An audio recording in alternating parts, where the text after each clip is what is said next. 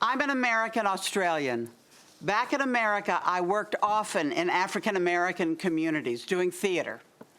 The concept of white privilege has always made complete sense to me. To understand historical perspective. I don't take it personally. I take it as factual history.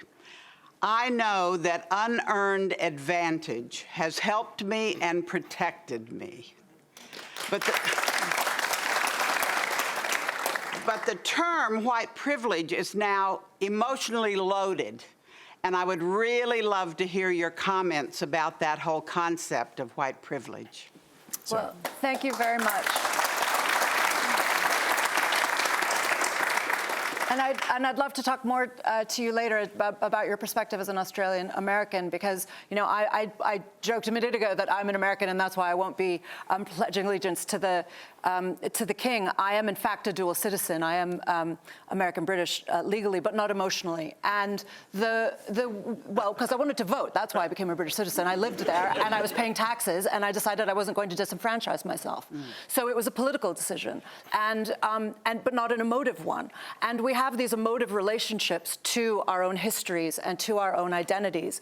They become they become very fraught when people start to feel that something that they identify themselves around is being threatened or attacked in some way. And white privilege as a way of trying to identify, as you say, I think your phrase is a really good one, to identify unearned advantages that have benefited people. I think it's become problematic partly because, as we were just saying, there are so many people struggling in a cost of living crisis in the US, in the UK, who don't feel that unearned advantage. And so when they are told that they are the beneficiaries of something called white privilege, and they look around them and they see that they can't put food in their children's mouths and that they can't send their kids to university, they're not sure what this white privilege thing is, and it makes them really angry. And one can understand that. But one can also understand the historical legacies that you're talking about, and the ways in which, when we talk about individual experience and then broad social generalizations that we sometimes have to make when we talk about the way that groups have operated across history. And so for me, it's really a question about trying actually to be less emotive about history, to make a distinction between our ideas about memory and identity, which can be very personal and community-based and family-based, and then a history that tries to be more dispassionate, that tries to make the kinds of observations that you're making, that says, look, on the whole, the fact is in the US and in the UK and in Australia, white people generally benefited from systems that generally disadvantaged non-white people. That is a fact, regardless of how individuals may feel about that history. And it's a demonstrable fact, as you say. It is actually beyond argument. So I think that what we need to do is to think about history the way that we try to talk about our politics today, which is to try to be more inclusive, to try to listen to other perspectives, and to stop to stop seeing it as something that we have to protect or safeguard or to get threatened about, to say, look, history happened, how can we do better? We just need to try to do better, and history is all that we have to learn from. So instead of getting upset about it, we need to pay attention to each other and try to create a history that includes multiple perspectives and recognizes the ways that the present is a legacy of all of those past choices. Anthony, let me bring you in on this point. Is white privilege a reality? Okay, I think it's greatly exaggerated. It's a reality, and I'm talking about the Australian experience. Certainly here, in the context of Aboriginal Australians, it's greatly exaggerated. It's just become something to talk about endlessly, when in actual fact we know that we have, and yes, I acknowledge history, and I've seen many Indigenous Australians in this country demonstrate that they're not victims of the past or the history, but only victims of their view of the past or the history, because we have many, many, many successful Indigenous Australians. One of them often sits in that seat there, but not tonight.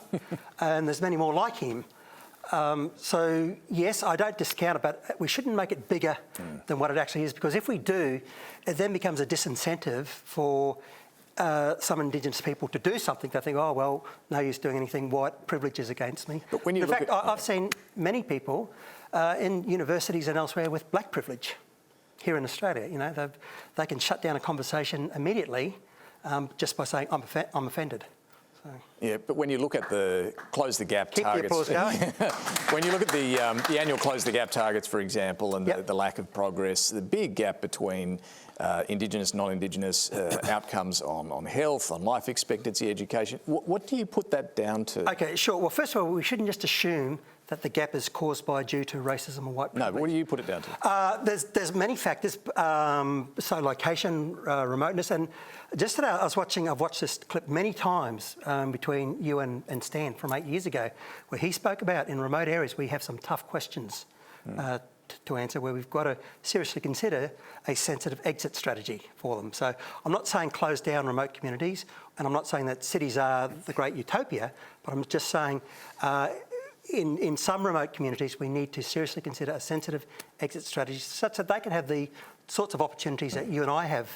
But that disadvantage isn't just in remote communities, is it? Yeah, no, but more often than not, that's where you get a lot of it, in remoteness, where they don't have access to doctors, libraries, gyms, and fresh food. Well, I've got to ask, would it help to have an Indigenous voice that can advise Parliament and government on ways to address that? I don't think so, because what I've just said, we all know, and we know that without this voice. Now, just one final thing on the gap.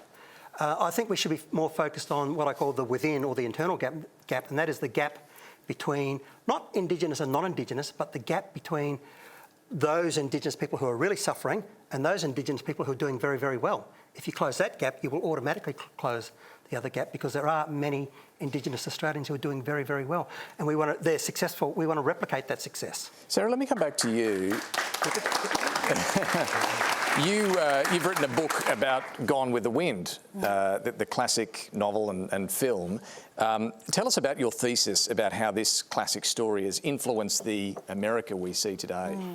Well, basically, what I think it does for people who are familiar with the story, it captures, which doesn't mean that it creates or that it produces, but it reflects and captures one other aspect of white experience that is certainly, I think, shaping American politics today, which is what I call the myth of white grievance, which is the idea that white people are the victims in the story of American history, and that happens when any attempt to balance an inequality, that when one has the sense that power is being taken away, then one feels victimized by that. And I think we're seeing a resurgence of that attitude in many of the people who voted for Trump, and now what we're calling kind of Trumpism, Trump-style politics of grievance, that says these people are coming after my life, they're coming after my way of life, instead of just saying these people also want to be able to be free to live their lives, and it may be in different ways from the way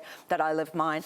And it's a 400-page book, so I can't very well capture it all tonight. Exactly capture it all tonight. But basically, it's about the ways in which the attitudes and the emotions and the fantasies and the lies, and I say lies deliberately because they're lies about American history. They were very deliberate lies that were told in the immediate aftermath of the American Civil War about why it was fought, how it was fought, what happened, and those lies shaped then a century and a half of American politics and culture.